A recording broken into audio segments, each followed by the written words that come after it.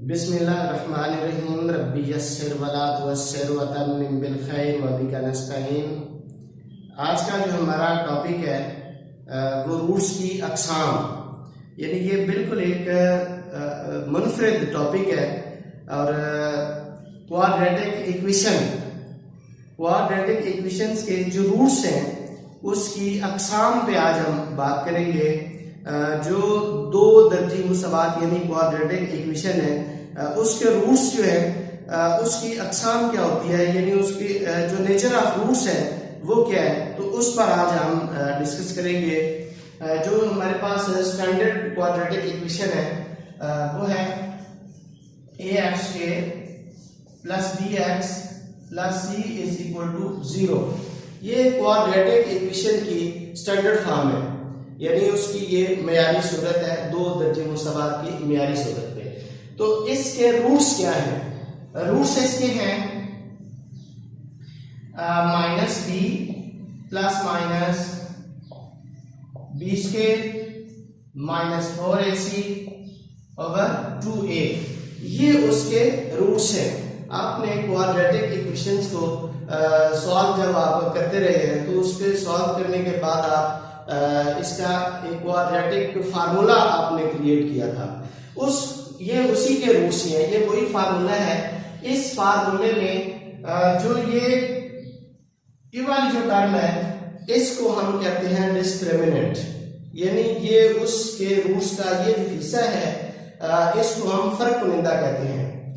यानी जो B square है माइनस 4ac, ये उस जो रूट्स दिए गए हैं उन रूट्स में से ये वाला जो हिस्सा है इसको हम डिस्क्रिमिनेंट कहते हैं। डिस्क्रिमिनेंट है, या इसे हम दूसरे लफ्जों में फर्क कुनिंदा कहते हैं। तो इसी के ऊपर हम डिस्कस करेंगे। इसके बाद ये इसकी अक़साम बनती है।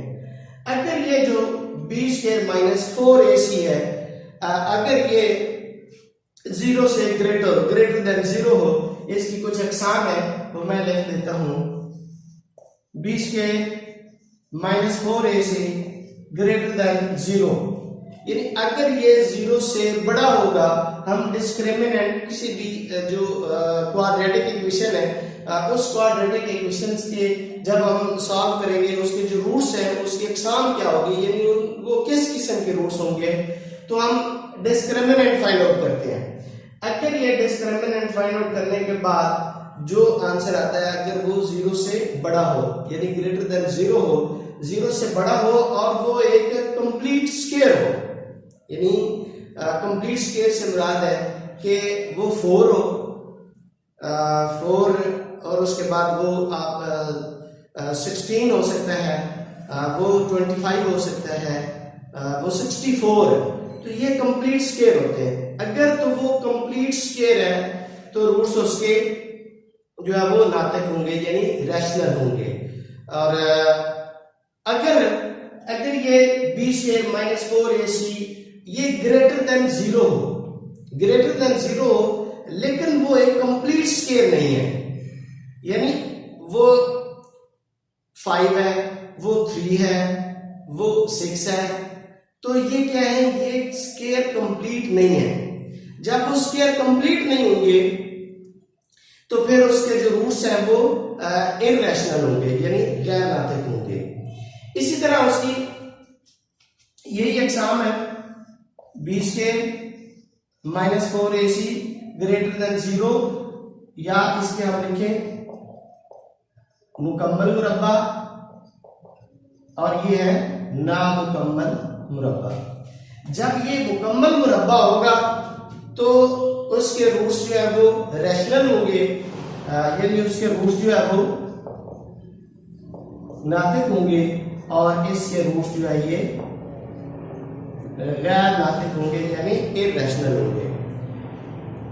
यानी ये देखें B square minus 4ac greater than 0, दोनों सूरतों में ये ग्रेटर देन 0 ही है, लेकिन उसके साथ ये शर्त है कि जो उसका जो आंसर है अगर वो कंप्लीट स्क्वायर होगा, मुकम्मल मुरब्बा होगा, तो रूट्स उसके रैशनल होंगे, और अगर उसके जो डिस्क्रिमिनेंट है अगर वो ग्रेटर देन 0 होने के साथ वो नामुकम्मल है, मुरब्बा यानी वो कंप्लीट स्क्वायर नहीं है, तो उसके रूट्स जो है वो इरेशनल होंगे यानी गैर नातिक होंगे। अगर इसकी तीसरी जो सूरत है, ये देखिए b स्क्वायर माइनस 4ac, अगर ये इक्वल टू जीरो है, यानी जो रूट्स है उसका जो डिस्क्रिमिनेंट है अगर हमने फाइंड आउट किया वो इक्वल टू जीरो है, तो इस सूरत में रूट्स उसके जो है वो देखें रूट्स उसके रैशनल ही होंगे, नातिक ही होंगे, लेकिन वो इक्वल होंगे। अक्सर औकात आपने जो इस तरह के इक्वेशंस है अगर उन्हें सॉल्व आप करते हैं तो उसके बाद जो उसके नीचे जो रूट्स निकलते हैं वो बराबर इक्वल होते हैं। 4 है, 6 है, -4 है तो -4 है, यानी वो उसके रूट्स जो है वो इक्वल होते हैं। इसके बाद जो इसकी जो चौथी किस्म है वो अगर डिस्क्रिमिनेंट जो है ये लेस देन जीरो है, यानी उसके जो रूट्स है वो उसके डिस्क्रिमिनेंट को हम फाइंड आउट करते हैं। फाइंड आउट करने के बाद देखा कि वो लेस देन जीरो है, यानी उसकी जो वैल्यू है वो नेगेटिव है, तो तब उसके रूट्स क्या होंगे? ये रूट्स होते हैं कॉम्प्लेक्स, यानी आपने इमेजिनरी जो है वो आपने पार्ट्स पढ़ा है, इमेजिनरी होते हैं, यानी वो ख्यालाती जो है वो उसके रूट्स होते हैं। उसे हम लिखते हैं,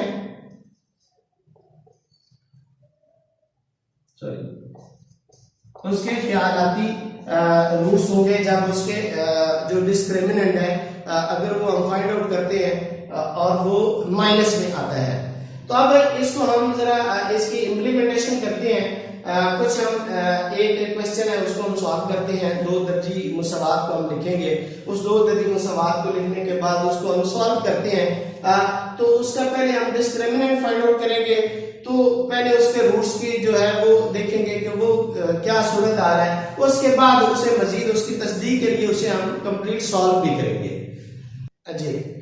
अच्छा, अब हम एक मुसावात लिखते हैं, उसके ऊपर जरा उसके जो हमने अभी डिस्कस किया है जो रूट्स के जो डिस्क्रिमिनेंट है उसके ऊपर हम बात करने के लिए एक इक्वेशन लिखता हूं,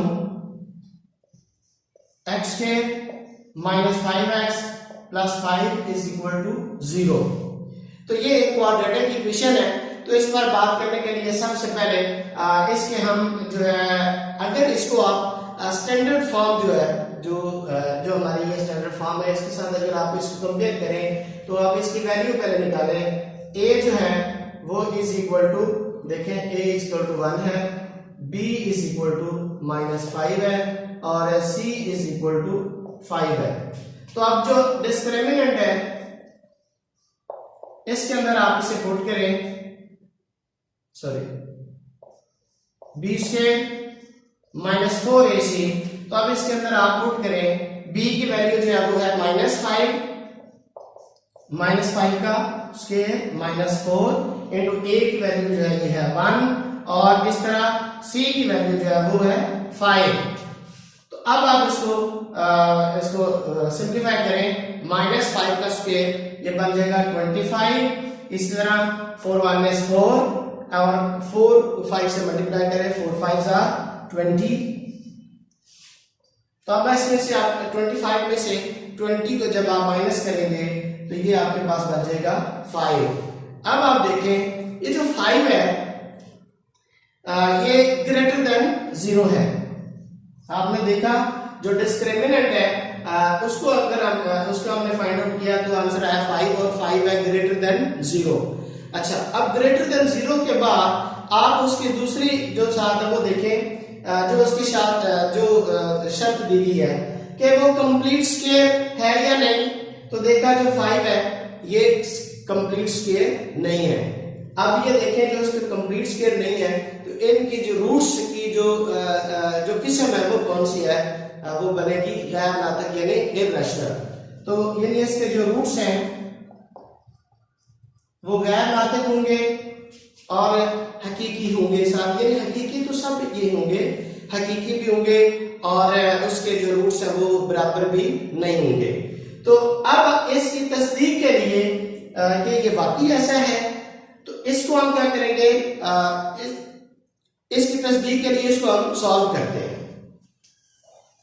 देखो आपके पास है वही एक्स के minus 5x plus 5 is equal to 0। तो इसकी तस्दीक के लिए इसके ऊपर आप यही जो रूट्स दिए गए हैं, जो क्वाड्रेटिक फार्मूला है उसके अंदर पुट करें इसे, minus B square minus 4ac over 2a। तो इसके अंदर अगर आप पुट करें माइनस 5 है, माइनस बी है, तो इसकी वैल्यू जो है वो माइनस 5 है। तो ये जो माइनस है ये अलग है और इस b की वैल्यू जो है वो माइनस 5 है। इस तरह देखिए प्लस माइनस ये जो b स्क्वायर है इसकी वैल्यू उसी तरह माइनस 5 का स्क्वायर लगाया, 4 a की वैल्यू जो है वो है 1 और c की वैल्यू जो है वो 5 है, 2 इंटू a की वैल्यू 1 है। अब इसके आप सिंप्लीफाई करें, minus minus plus plus minus, इसका भी जब आप स्क्वायर स्क्वायर लेंगे तो माइनस का स्क्वायर जो है वो उसी तरह जो है वो पॉजिटिव बन जाएगा। 25 माइनस आप देखें 4 माइनस 4, 4 5 20 ओवर 2, 5 प्लस माइनस। अब आप देखें 25 में से जब आप 20 को माइनस करेंगे तो आपके पास बच जाएगा 5 ओवर 2। तो अब आप देखें जो हमने रूट्स उसके अब हमारे पास आए हैं, तो ये देखिए स्क्वायर रूट है, इसको हम सिंप्लीफाई नहीं कर सकते मजीद। तो ये जो रूट्स हैं ये गैर नातिक हैं। हमने क्या निकाला था कि जब उसका आंसर 5 आया था वो ग्रेटर देन 0 था, तो हमने देखा कि जो रूट्स हैं, जो डिस्क्रिमिनेंट है वो ग्रेटर देन 0 है, लेकिन उसके साथ वो कंप्लीट स्क्वायर नहीं है। तो जो उसके रूट्स हैं वो गैर नातिक ही हमारे सामने आए हैं। बिल्कुल इसी तरह आप मुख्तलिफ इक्वेशंस लें आप अपने पास और उनको आप इस डिस्क्रिमिनेंट में उसकी वैल्यू जो है वो आप पुट अप करते जाए, और उसके बाद अगर यहाँ पे जो डिस्क्रिमिनेंट है अगर वो ग्रेटर देन 0 होता है, अगर वो ग्रेटर देन 0 होता है और उसके साथ वो कंप्लीट स्क्वायर होता है, यानी वो 9 आ जाए, वो 16 हो जाए, वो 25 आ जाता है, तो वो है कंप्लीट स्क्वायर। कंप्लीट स्क्वायर होगा तो रूट्स उसके रैशनल होंगे यानी नातक होंगे। अब आप देखें कि यहाँ पे ये ग्रेटर देन 0 है लेकिन कंप्लीट स्क्वायर नहीं है, तो इसके रूट्स जो है वो गैर नातक होंगे। इसी तरह अगर आप उसके डिस्क्रिमिनेंट फाइंड आउट करें और वो इक्वल टू 0 यानी वो 0 आ जाता है, तो उसके रूट्स रैशनल ही होंगे लेकिन वो इक्वल होंगे। इसी तरह अगर आप उसके डिस्क्रिमिनेंट फाइंड आउट करते हैं और वो यहाँ पे माइनस में आ जाता है, कोई भी डिजिट जो है वो माइनस में होगा तो वो लेस देन 0 होगा। लेस देन 0 हो जाए तो फिर उसके रूट्स जो है वो इमेजिनरी होंगे, यानी उसके साथ आयोटा आपने पढ़ा था, तो वो आयोटा की सूरत में रूट्स सामने आएंगे जो कि इमेजिनरी होंगे। तो इसके बाद इसी चैप्टर में एक और टॉपिक है, उसको भी अब हम डिस्कस करेंगे, सिंथेटिक डिवीजन। अब हम बात करते हैं सिंथेटिक डिवीजन पर। तो सिंथेटिक डिवीजन क्या है? तरकीबी तकसीम। उसके लिए एक क्वेश्चन मैंने लिखा है 5x4 plus 3x³ minus 3x, इसको हम डिवाइड करेंगे x माइनस 2 से। तो ये एक भी बिल्कुल आम रूटीन से हट के एक तकसीम है। तो इसके अंदर एक जो असल बात जो है वो डिस्कस करने वाली है, वो बहुत जो सबसे जो यानी जो बुनियादी नुक्ता है असल में वो जो है वो बताने वाला है। वो क्या है कि जब आप इसकी आप तकसीम करते हैं तो ये थोड़ा आम रूटीन से तकसीम जरा हटके है। तो करते क्या है कि जो आपके पास ये जो टर्म दी गई है जिसको हमने डिवाइड करना है, यानी ये जो है ये तकसीम होने वाली टर्म है, तो इसके जो कोफिशिएंट्स होते हैं, यानी जो x दिया गया वेरिएबल उसके जो कोफिशिएंट्स हैं उनको हमने पहले निकाल लेने हैं।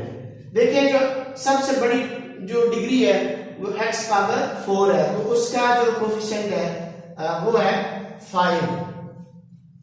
इसी तरह उसके बाद है x क्यूब है, x क्यूब की जो उसका जो कोफिशिएंट है वो दिया गया है 3, थोड़ी सी आप स्पेस छोड़ेंगे।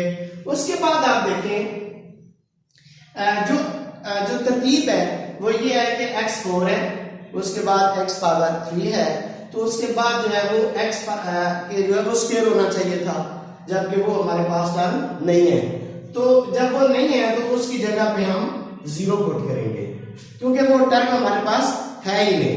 यानी जो इसकी स्टैंडर्ड फॉर्म है वो ये होनी चाहिए थी कि x 4 है, उसके बाद x क्यूब है, तो फिर x स्क्वायर होना चाहिए, उसके बाद x होना चाहिए, और उसके बाद फिर कांस्टेंट भी होना चाहिए था, जबकि इसमें कांस्टेंट भी नहीं है। तो अब उसके बाद आप देखें ये आपका x पावर 4 होगी, ये x पावर 3 आ गई। अब यहाँ पे ये स्क्वायर है तो स्क्वायर था नहीं, तो हमने उसकी जगह पे 0 लगाया। उसके बाद देखिए आपके पास x है तरतीब में, तो उसकी जो है वो -3 है कोफिशिएंट उसका। उसके बाद आप देखें कि आपका जो कांस्टेंट है वो भी नहीं है, तो उसकी जगह पे भी हम 0 पुट करेंगे। उसके बाद जो हम काम करेंगे वो ये है कि आपने इससे पहले भी आपने एक डिवीजन जो है वो सीखी है, वो 9th क्लास में है, उसमें भी चैप्टर नंबर 5 में रिमाइंडर थ्योरम आपने पढ़ा है, यानी मसला बाकी। तो उसके मुताबिक भी आपने देखा जो तकसीम होने वाला होता है x - 2 है, इसे हम सपोज करते हैं कि ये इक्वल टू 0 है। तो x - 2 जो है अगर वो इक्वल टू 0 होगा तो जो 2 है ये इसको हम दूसरी तरफ शिफ्ट करेंगे तो ये पॉजिटिव हो जाएगा। यानी आपके पास जो है सपोज x - 2 इक्वल टू 0 है, तो x इक्वल टू जो हमारे पास है 2 इसकी बनेगी। अगर यहाँ पे x + 2 होता तो ये दूसरी तरफ जाके -2 हो जाता। अगर आप इसको डिटेल से थोड़ा सा देखना चाहते हैं तो जो रिमाइंडर थ्योरम है यानी मसला बाकी है, उसमें आप इस कॉन्सेप्ट को दोबारा देख सकते हैं। अब आप जो है जो डिवाइड करने वाला है, तकसीम करने वाला है, तकसीम करेंदा है, वो हमारे पास अब 2 है, तो उससे हम देखेंगे। तो देखिए अब इस सिंथेटिक डिवीजन में जो है जो पहला हिस्सा होता है उसके नीचे हम कुछ भी नहीं लिखते, और ये इसी तरह नीचे हमारे पास आ जाएगा। अब जो उसके बाद का तरीका है वो ये है, इसको हम मल्टीप्लाई करेंगे। 2 5 10। जब आप इसके साथ इसको मल्टीप्लाई करेंगे तो आप इनको आप ऐड कर दें। इसको जब आप ऐड करेंगे तो ये बन जाएगा 13। अब आप इस 2 को फिर इससे मल्टीप्लाई करें। जब आप इसके साथ मल्टीप्लाई करेंगे तो ये बन जाएगा 26। जब आप इन दोनों को ऐड करेंगे तो ये हमारे पास आ जाएगा 26। अब आप दोबारा इसके साथ इसको मल्टीप्लाई करें तो ये हमारे पास बन जाएगा 52। तो जब आप इसके साथ इसको मल्टीप्लाई करेंगे तो 52 बना, और यहाँ पे आ गया, और 52 में से आप 3 जो है वो माइनस कर दें, क्योंकि जो माइनस है वो 3 है और ये है 52। तो जब आप इसमें आप माइनस कर देंगे तो आपके पास बन जाएगा 49। अब आप दोबारा 49 को इसके साथ मल्टीप्लाई करें तो ये बन जाएगा 2 9 18 और 2 4 8 और 1 9, तो ये बन जाएगा 98। यहां पे आ जाएगा 98। तो जब आप इसको ऐड करेंगे तो ये बन जाएगा 98। तो यहां पे आप एक लाइन मार्क करेंगे, तो इसका मतलब है अब हम इसे देखें कि जब आपने ये सारा ये प्रोसेस कर लिया तो अब आप ये आपका बना है क्वोशिएंट, यानी हासिल किस्मत।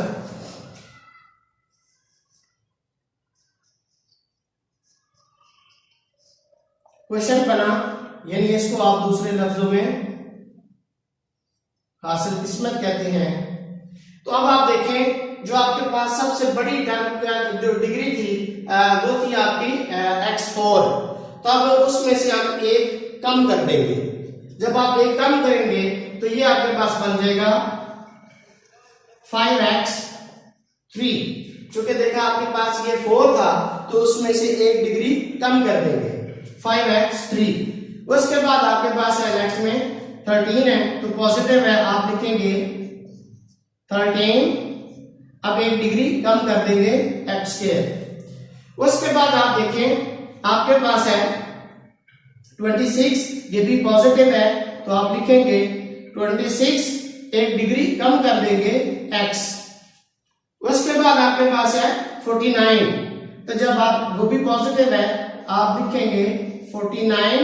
चूंकि आप एक डिग्री कम की, एक डिग्री कम करने के बाद देखा तो x 0 हो जाएगा, तो x यानी पावर जो है वो 0 आएगी, तो वो इक्वल टू 1 हो जाएगा। 1 को इसके साथ मल्टीप्लाई करेंगे तो ये हो जाएगा आपका कांस्टेंट। तो जो उसके बाद लास्ट में है ये है हमारा रिमाइंडर, यानी ये बाकी बच गया है। अक्सर औकात आप जब तकसीम करते हैं तो बाज़ बात जो तकसीम है वो पूरी पूरी नहीं होती, तो उसके नीचे कुछ बच जाता है, तो वो होता है रिमाइंडर। तो अब आपका जो है जो बच गया वो हो गया बाकी, यानी इसको आप आज से नोट करते हैं, और वो है आपका 98। तो ये है हमारा तरकीबी तकसीम का तरीकाकार, सिंथेटिक डिवीजन। इसमें जो बुनियादी नुकता जो ज़हन में रखने वाला था वो यही था कि जब आप उसके कोफिशिएंट्स लिखते हैं तो उस कोफिशिएंट लिखने के दौरान आप देखते हैं कि उसकी तरतीब में कोई मिसिंग तो नहीं है। जब कोई ऐसा कोई वेरिएबल मिस होता है या कांस्टेंट मिस होता है तो उसकी जगह पे हम 0 पुट करते हैं। अगर आप ये 0 और ये 0 आप पुट ना करते तो आपका ये जो क्वेश्चन है वो ठीक ना होता। तो इसमें जो बुनियादी जो नुकता है वो यही था कि ये जो है इसका ख्याल रखना होता है। अब एक और टॉपिक आपके साथ डिस्कस करना है, वो है आपने निस्बत तनासब काम किया हुआ है, यानी रेशो और प्रोपोर्शन पर काम आपने किया हुआ है। तो उस प्रोपोर्शन में एक होते हैं मुरक्कब तनासब दिया गया होता है, यानी दो जो है वो निस्बतें, दो तनासब जो है वो इकट्ठे हो जाते हैं। तो उसको सॉल्व करते हुए हम परेशान होते हैं कि बाज़ बात आप उसके एरो लगे होते हैं, यानी कुछ एरो जो है वो ऊपर की तरफ होते हैं, कुछ एरो जो है वो नीचे की तरफ होते हैं। तो वो असल में है क्या, किस तरह एरो लगते हैं, तो अभी हम उसको डिस्कस करेंगे। कोशिश करूंगा कि वो भी आपके लिए एक यूनिक मेथड हो। जी, अब हमने बात करनी है जो एक नया टॉपिक हमने सिलेक्ट किया है। एक होता है डायरेक्टली प्रोपोर्शनल और एक होता है इनवर्सली प्रोपोर्शनल। तो पहले इनकी हम जरा थोड़ी सी डिटेल में बात कर लें कि डायरेक्टली प्रोपोर्शनल क्या होता है और इनवर्सली प्रोपोर्शनल क्या होता है।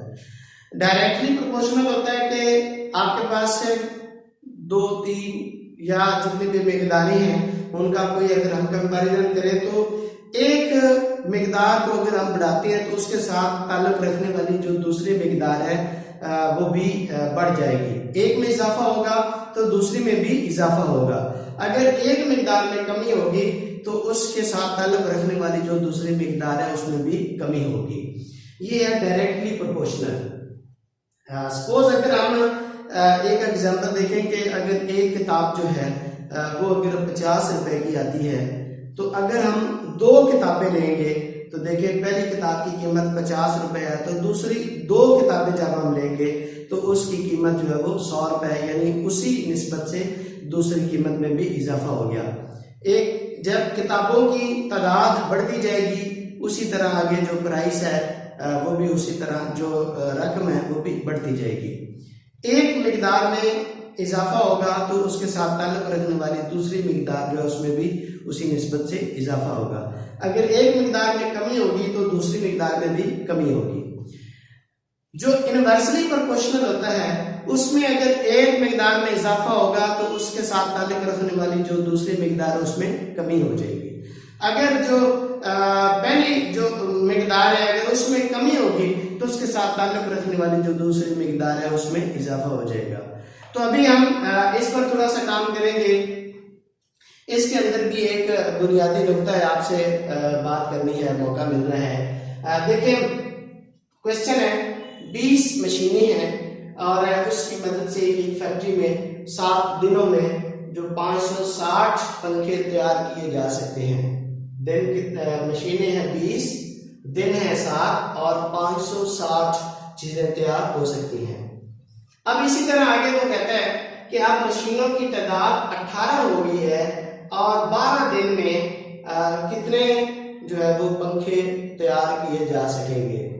इसका जरा हम थोड़ा पहले देखेंगे। सबसे पहले तो यह है कि हम ये देखते हैं कि पंखों की तादाद वो हमने फाइंड आउट करनी है, तो वो हम सपोज करेंगे कि जो है वो पंखे कितने बन सकेंगे। आप इसको करते हैं, फर्ज किया जो पंखों की तादाद है वो आपके पास x है। तो अब आपने ये देखना है कि जो चीजें हमें फाइंड आउट करनी होती हैं उनको हम आखिर पे लिखते हैं। तो आप सबसे पहले देखें आपके पास है जो है वो मशीनों की तादाद कितनी है। आप उसे कैसे लिखते हैं, मशीनों की तादाद, फिर आप लिखेंगे तरतीब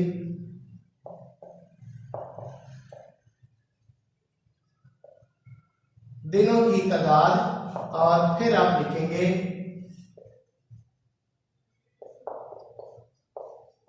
पंखों की तादाद।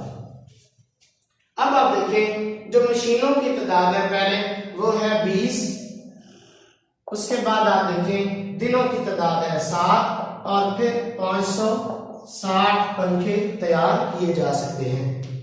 अब आप दूसरे हिस्से में देखें 18 मशीनें हो गई हैं, 12 दिन हो गए हैं और कितने पंखे तैयार किए जा सकते हैं।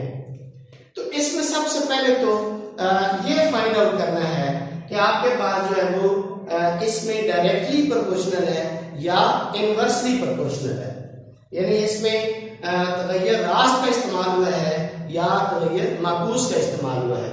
तो सबसे पहले इसको हम देखेंगे कैसे। ये बड़ा अहम और बुनियादी नुकता है, इसके ऊपर गौर करने की बात है। आप देखें कि सबसे पहले आपके पास ये वाला हिस्सा है ही नहीं। अब आप गौर करें कि ये वाला हिस्सा आपके पास नहीं है। आप इस तरह कंपैरिजन कर रहे हैं 20 मशीनें और 560 पंखे बने जा रहे हैं। 20 मशीनों पर 560 पंखे बनाए जा सकते हैं। अब आप देखिए मशीनें 20 थी, मशीनें कम हो गई, 18 मशीनें हो गई। पहले 20 मशीनें थी तो 560 पंखे बन रहे थे। अब आप देखें मशीनें कम हो गई हैं, 20 मशीनें थी अब 18 मशीनें हो गई हैं, तो डेफिनेटली 18 मशीनों पे कम पंखे बनाए जा सकेंगे। आपको ये बात समझ आई कि हमने कैसे फाइंड आउट किया कि 20 मशीनों का 560 के साथ ताल्लुक है और जब मशीनों की तादाद में कमी होगी तो इसी तरह पंखे भी कम बन सकेंगे। अब आप इसको आप निकाल दें, आपके पास अब ये नहीं है। इस हिस्से का आप कंपैरिजन करें, देखें 7 दिनों में 560 पंखे बनाए जा सकते हैं, यानी दिन है 7 दिनों में 560 पंखे बनाए जा सकते हैं। अब आप देखें दिनों की तादाद में इजाफा हो गया, यानी अब जो दिन है वो आपके बढ़ गए हैं। अब दिन बढ़ेंगे तो पंखे ज्यादा बन सकेंगे। आपको ये बुनियादी नुकता समझ आया फिर कि देखें 7 दिन में 560 पंखे बनाए जा सकते हैं। जब आपके दिनों की तादाद ज्यादा हो गई है तो अब ज्यादा पंखे बनाए जा सकते हैं। तो इसमें भी डायरेक्टली प्रोपोर्शनल है। यहां पे भी पहले आपने देखा कि पहले हिस्से में 20 मशीनों में 560 पंखे बनाए जा सकते थे, तो आपने देखा कि अब मशीनें 18 हो गई हैं, यानी तादाद कम हो गई है, तो दूसरी तरफ पंखों की तादाद भी कम हो गई थी, डायरेक्टली प्रोपोर्शनल। आपने दूसरे हिस्से में देखा तो देखा आपने पहले 7 दिन थे तो 560 पंखे बनाए जा सकते थे, तो आपने देखा कि अब दिनों की तादाद बढ़ गई है। जब दिनों की तादाद बढ़ी है तो डेफिनेटली पंखों की तादाद भी बढ़ गई थी। तो ये है इन दोनों में डायरेक्टली प्रोपोर्शनल है। आपने फाइंड आउट कर लिया कि ये है तनासब रास्ता, यानी दोनों हिस्सों में डायरेक्टली प्रोपोर्शनल का इसमें इस्तेमाल हो रहा है। तो जब ये वाली कंडीशन आपके सामने आएगी, यानी उन दोनों में डायरेक्टली प्रोपोर्शनल है, तो अब आपने देखना है कि तीर जो आप एरो लगाते हैं उसका आज एक और कॉन्सेप्ट आपके सामने आ रहा है, एक नया कॉन्सेप्ट है।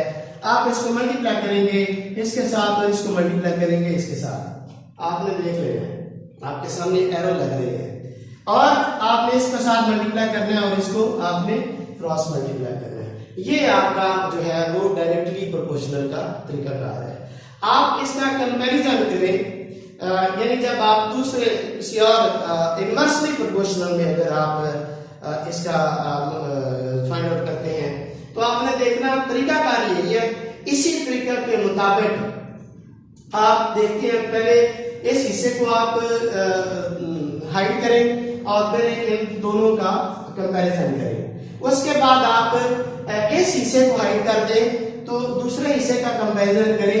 अगर आपके पास इनवर्सली प्रोपोर्शनल आ रहा हो तो फिर आप उसका जो एरो है वो आप बिल्कुल सीधा मल्टीप्लाई करते हैं, यानी इसको इसके साथ तीनों आपस में मल्टीप्लाई कर देंगे और इन दोनों आपस में इस तरह मल्टीप्लाई कर देंगे, तो ये आपका जो है वो इनवर्सली प्रोपोर्शनल होगा। अब आप चूंकि हम डायरेक्टली प्रोपोर्शनल पे काम कर रहे हैं तो अब इसको जरा आप आगे मजीद सिंप्लीफाई करें, जरा मल्टीप्लाई करें।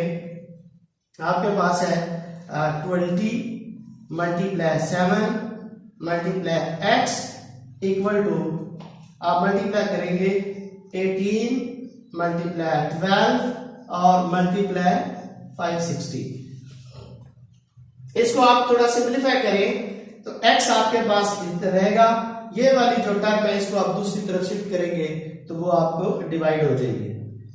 18 multiply 12 multiply 560 divided by 20 multiply 7। इसकी आप अगर आप थोड़ा इसको सिंप्लीफाई करें तो इसकी कैंसिलेशन है, वो आपकी मर्जी है। आप इन तीनों को पहले आप मल्टीप्लाई कर लें और नीचे मल्टीप्लाई कर लें, इनको आप डिवाइड कर लें या इसकी आप कैंसिलेशन कर लें, वो अब आपके ऊपर डिपेंड करता है। आप जब इसको मल्टीप्लाई करेंगे तो इसका आप देख लें, 0 को 0 से कैंसिल कर दें तो ये आ जाएगा 28 और इसको आप मल्टीप्लाई कर लें तो 7 4 are 28। तो अब आप इनको आप मल्टीप्लाई कर लें, मल्टीप्लाई करके आप देख सकते हैं। 12 को 4 से मल्टीप्लाई कर लिया तो आपके पास आ जाएगा 48 और 18 को आप मल्टीप्लाई कर लें, 8 8s are 64, 6 carry, 8 4s are 32 और उसमें 6 ऐड किया तो 38। अब आपको पता है कि हम यहाँ पे क्यों ये क्रॉस लगाते हैं, ये पहले भी मेरे एक लेक्चर में आप सीख चुके हैं कि हम मल्टीप्लाई इसलिए यहाँ पे निशान लगाते हैं या 0 लगाते हैं कि पहले आपने यूनिट से मल्टीप्लाई किया और अब आप उसे 10 से मल्टीप्लाई कर रहे हैं, इसलिए हम यहाँ क्रॉस लगाते हैं या 0 लगाते हैं। 4 8 8s are 16, 1 कैरी, 3 4 7 और 8। तो इस तरह जो पंखे जो हमारे पास बन सकेंगे वो 864 ये हमारे पंखे हैं, ये बन सकेंगे। हमने इसको डायरेक्टली प्रोपोर्शनल से हमने इसे सॉल्व किया। अब एक और क्वेश्चन अब आपके जिम्मे है कि आप उसे जो है वो एक इनवर्सली प्रोपोर्शनल का एक क्वेश्चन आप लिखें और उसका आप इसी तरह उसके साथ आप कंपैरिजन करें। अब उसका तरीकाकार यही है कि पहले आप इस हिस्से को हाइड करें तो इन दोनों का कंपैरिजन करें और फिर आप इसको हाइड करें तो इन दोनों टर्म्स आपस में कंपैरिजन करें। अगर वो इनवर्सली प्रोपोर्शनल आता है आपके सामने तो फिर आप उनको बिल्कुल सीधा मल्टीप्लाई करेंगे, उनको ऐसे सीधा सीधा आप मल्टीप्लाई कर देंगे तो वो आपका इनवर्सली प्रोपोर्शनल का जो है वो एक हल हो जाएगा। ये आपके सामने एक नया मेथड आया है, इसकी आप अच्छे से प्रैक्टिस करें। जब आप 2 3 4 मरतबा इसकी आप अच्छे से प्रैक्टिस कर लेंगे तो ये तरीका कार आपके लिए बड़ा आसान होगा और मुफीद साबित होगा।